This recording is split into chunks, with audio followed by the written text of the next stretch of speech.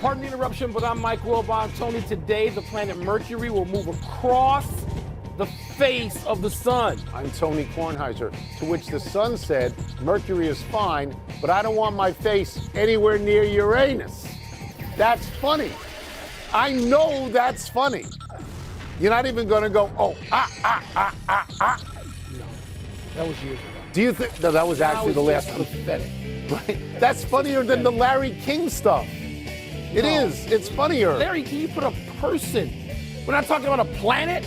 We're talking about the great Larry King, whose birthday is coming up soon. The same day as yours. That's right. Welcome to PTI, boys and girls. In today's episode, the Steelers beat the Rams, the Falcons shocked the Saints, and LSU and Minnesota post big wins. But we begin today with the Kansas City Chiefs. They got their MVP quarterback, Patrick Mahomes, back. And he threw for 446 yards and 3 touchdowns, so he's good. But they lost to the Tennessee Titans, who had been so bad that they dumped their quarterback, Marcus Mariota, and went to your boy, Ryan Tannehill. Exactly. The Chiefs were up 10-0, 19-13, 29-20, and 32-27. They let the Titans back in. Yeah. Wilbon, should the Chiefs feel encouraged or discouraged? Discouraged. When you don't have a defense, you can't win a championship. You can't even seriously threaten to win a championship when your defense is, which I think theirs is now by yards allowed, which is what the NFL uses even above points allowed, 21st. That ain't going to get it. I mean, the Chiefs, it's just great to have, the Wonder Boy back throwing all these touchdown passes at 400 yards and jump passes like Joe Cap, from a bygone era. It's great. It is spectacular watch.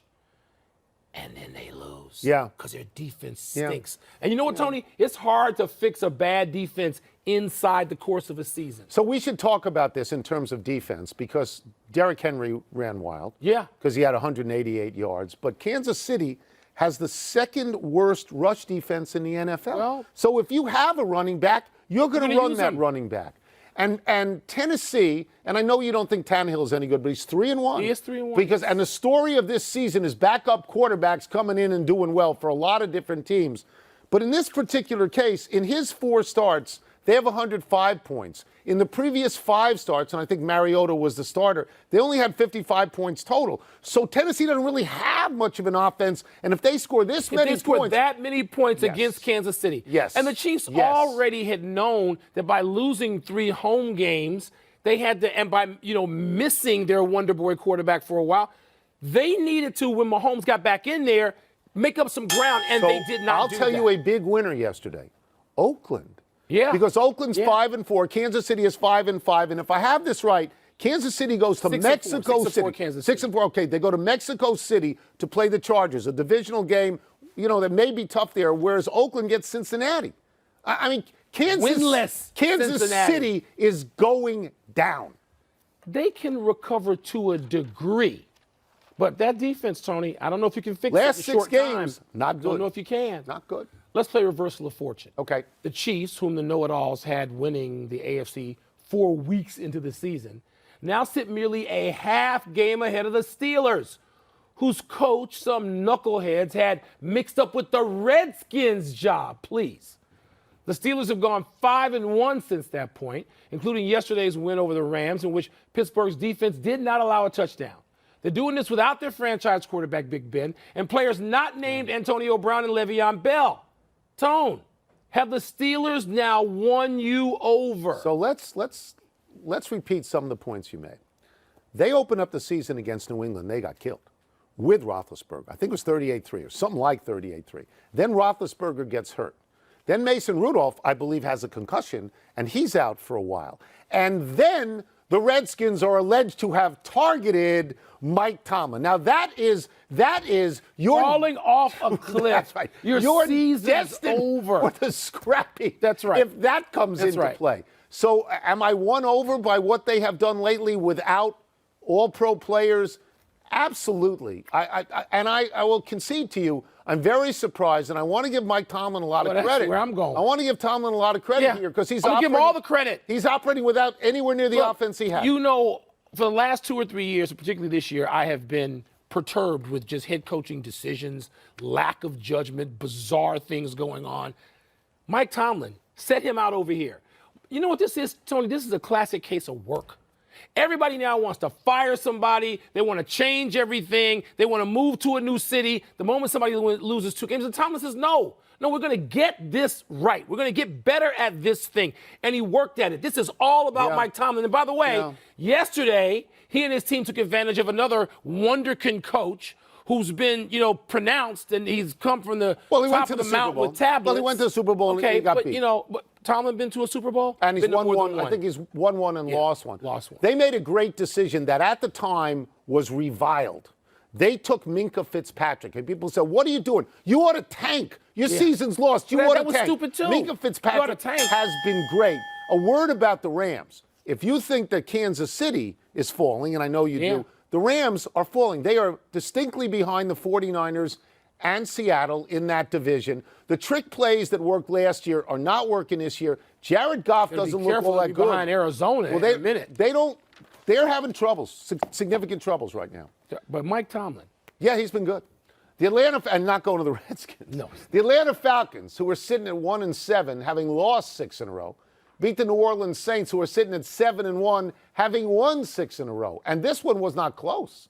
The Falcons sacked Drew Brees 6 times on their way to a 26-9 win in New Orleans, and the Saints were coming out of a bye.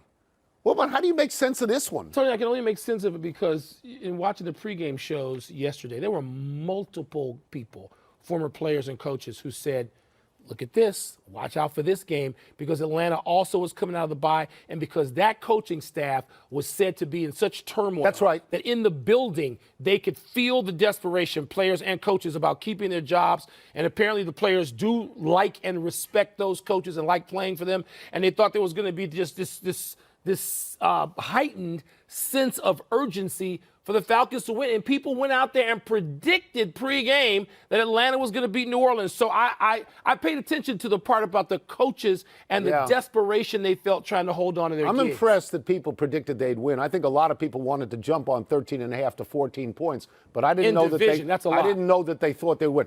That is a key point that I think we have to make. When you play teams time and time again and develop rivalries, those games are often closer than what you look at with the roster. There are outliers this year. Cleveland killed Baltimore in Baltimore. Jets beat the Cowboys. This is one of those outliers. I learned a fabulous fact on this, and I want to tell you this fact. Matt Ryan and Drew Brees 22 times have now faced off against each other more than any 2 quarterbacks in the Super Bowl era. They just passed Dan Marino and Jim Kelly. That doesn't even possible? Well, you got to do it in division, obviously, because you play twice a year. Yeah. The only one that I could come up with, I thought, well, what about Eli and McNair? I thought about what about Marino and Jim Kelly? Well, that's what it was. They just. Do you listen to anything I say? I said not to. They passed those two. So but there's nobody, because you got a situation like the Green Bay Packers may have 2 quarterbacks over 60 years, but the Bears changed underwear. And the Lions changed. The Vikings changed. The Lions changed. So you just. So I thought the other one that you would think of, Aaron Rodgers and Matthew Stafford, they could be building to that. Although Stafford now. Yeah.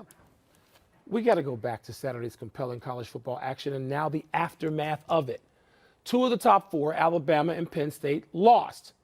2 undefeated teams, Minnesota and Baylor, are ranked outside the top 5. Well, that's in the AP and the coaches' book. That's what I'm talking about. Not in the. We don't know about them yet. Yeah. Joe Burrow didn't just have his Heisman moment with that 18-yard scamper. He possibly had a Heisman game by winning in Tuscaloosa. There's a lot of gloom and doom out there about Alabama's chances of getting back into the top 4.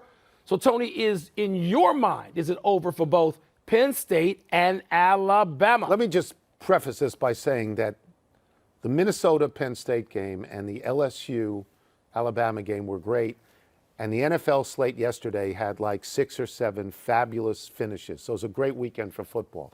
I think Penn State's out. I don't see Penn State getting back in at all. Minnesota beat them. Ohio State is still looming. As predicted where? You had it. All week? No, you had it. Ohio State is looming. I think that the winner of the Big Ten will get in, and I don't know if there's a second team. Maybe Ohio State is a second team, but I don't know. I think Alabama still has a chance, and I'm going to tell you why.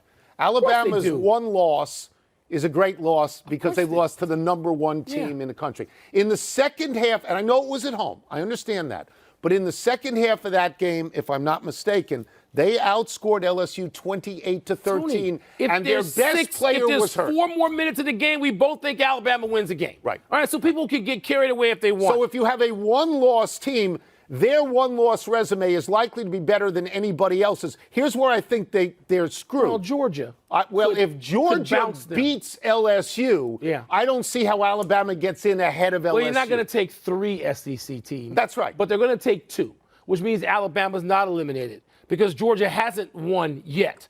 LSU's got to finish, but LSU should finish and should be in the catbird seat for the SEC team getting one of those 2 bids to the national championship, force. Right. I'm with you on this about, I tell you what, I don't even think Minnesota's in. Suppose if they finish undefeated. Yeah, but suppose they finish undefeated and they beat Indiana. Don't they have to beat Ohio State? Don't they have to play Ohio State to get in? No. Suppose they don't. Suppose Ohio State doesn't win. They don't play each other in the Big Ten. If Ohio State but that's my win. point. Listen, we don't think that's going to happen. No. Ohio State is, to me, the number 1 team. Well, LSU now. I give it to LSU as well. But I don't think Ohio State's going to lose. But the Big Ten champion goes. If it's and Ohio the SEC State, champion if it's goes. Ohio State. If it's Ohio State. Oh, no. If I'm just saying. Minnesota's undefeated, they go. I don't know that an undefeated Baylor team goes. I don't know that. This is a television show. Alabama draws people. Like Utah as a one-loss team is not getting in ahead of Alabama. Minnesota scored early in that game. Great game. It's a great game. Let's take a break. Coming up, did Jason Garrett make a mistake in going to Ezekiel Elliott in the crucial moments? And is anybody better than that dude? Lamar Jackson. I'll give you a name. Who? I'm not going to give it to Montana? you. You don't even listen to me. I said the thing about Kelly and Marino, and you said, wait, maybe Kelly and Marino. Like I wasn't. It's mail time. Here's how it works. You get so bored that you send a question to people you don't know, and we skip it and answer someone else's. Let me see what's mail first time? here. You're not skipping anything. Did Jason Garrett blow it by going away from Dak? Yes, because at the time when he gets the ball 1st and 10 at the 19, he throws it to Kellen Moore calls a play to throw to Cooper. Amari Cooper +8. Cooper and Cobb, Randall Cobb, former Packer, they had 253 receiving yards by that point. It's a lot. What happens in the next 2 plays? 2nd and 2 from the 11, Zeke Elliott, nothing. 3rd and 2 from the 11, Zeke Elliott -3. And then he throws a tough pass in a small space on 4th and 5. This is awful play calling. The Cowboys should have won that game. And when Garrett winds up being criticized, even though he didn't call the play, it's his staff. It's a big mistake and a bad loss. Can I tell you that I didn't really pay attention to this game? Why not? I am suffering from Cowboy fatigue. I am. That's usually me. The Cowboys play so many primetime games that that's sort of an obligatory notion that you have to talk about them. This was a good game. I understand that. But and every time they lose, the headline is, was Jason Garrett going to get fired? We're going to fire him. And then when they win, Cowboys elite. Nothing to do with Jason Garrett. Elite. NFC. Right. You know? So my sense of this, and I told you this during the week, Minnesota's better. Their defense is better. They're not better. Their defense is better. Their running back is better. Their receivers are better. And I think their quarterback's even better at this point. Right now, today, you always kill Captain Kirk. No, you're going to take him over Dak. Dak played well last night. He was sabotaged by his play caller. 5 of the last 6 weeks, he's been good. Yeah. Cousins has been good. Little odd thing today, I'm going to do 2 in a row. Okay. Is anyone playing better than Lamar Jackson and the Ravens? No. Okay, let's go to the next question. No. By the way, the run he had, that might have eclipsed the Steve Young. And I know he was 10 for his first 10. He had a perfect passer rating.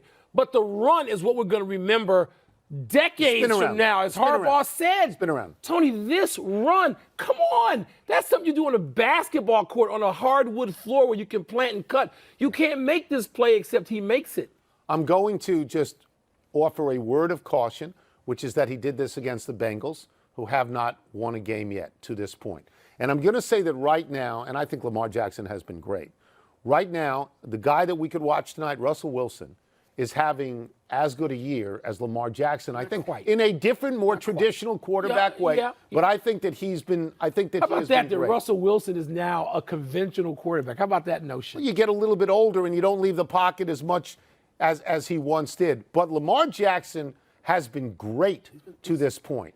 And you know how you gave If I credit? had an MVP vote, I mean, mine has Him or changed over the last McCaffrey 2 weeks. or Him Wilson? or McCaffrey. Or Wilson, I have Wilson a Now half you step gave behind credit him. to Mike Tomlin and justifiably. Yeah.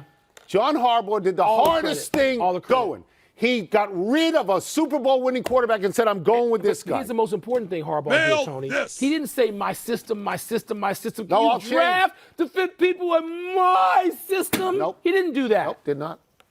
Speaking of, do you think Christian McCaffrey actually scored? I did. No, he didn't. No, I did. When I first saw it, Mike, I thought he got under the tacklers. Head. I thought his guys pulled Not him over. through. Nah. I thought they did. Now, I couldn't find any replay where I could definitively say that, and so you can't overturn. Right. You can't overturn at that But his particular head, point. here's the replay where his head is on the goal line. His head is on the goal line, and people are pulling. I His thought arms maybe- were on his Right. chest. So- the ball's on his chest. That's not his head. No. I agreed with the play call. Yeah. I loved I'd Aaron have done it Rodgers earlier. was great. Aaron Jones was great. Kyle Allen was great. And it snowed. You never move the dial when it's snowing in Green Bay. That was great to watch. It was, Tony. And McCaffrey, in some ways, I just thought if he winds up scoring there, he might be ahead of Lamar Jackson right. That's and right. Russell Wilson in that sort of You race, agree with the if play you call, will. right? I would have called it earlier. I Okay. wouldn't have waited till that down to the final play of the game to call it there. I think at that point, Green Bay's sort of looking for it, where you're not necessarily looking for it one play earlier. So I don't know about someone. By the way, why did he go for two? Why did Rivera go for two, putting himself 8 points down instead of 7 points down? They'd have had to go for two there to tie the game. You should if ask McCaffrey had because he's your scored. Bears boy. He's an 85 bear. He's a bear. Would you still bet on the Bills to make the playoffs? You should have asked me, but I'm asking you. No, they got a couple of tough losses, and I'm not talking about the one in New England. They're 6-3. I know, but the tough losses. I mean, this was a tough loss. I mean, the Browns, as usual, were there to be had. They made enough mistakes that the Bills came back, But and they should have won this game. Mayfield went on a 10-play, 82-yard drive for the winning touchdown. You got to give Mayfield some credit on that. Mayfield but was earlier good. in the game, Tony, it should have been 13-0 Cleveland. They couldn't score from inside the red zone with some stupid plays. You know why I'm going and to some go with the odd Bills? play calling. Because the AFC is a jumble right It is. now. We are looking at teams. We're halfway through. We got 10 games. Teams with 5 the losses. we're Steelers considering are as back playoff in it. teams. Okay. But the Bills are in it as well. They are. They're in it. Their defense, their offense is nothing. Their defense is good. 7 of their 9 games, they've held teams to 20 or under, or even maybe under 20. Here's what they got. They got more action against the Dolphins and Jets. They better win both of those Didn't you games. think Hauschka, he's 8 for 13 this year. That is not good. yeah. Enough email. Lot of Let's take kicking one last issues. break. Still to come, did Mitch Trubisky earn his way back into Wilbon's good graces? Back.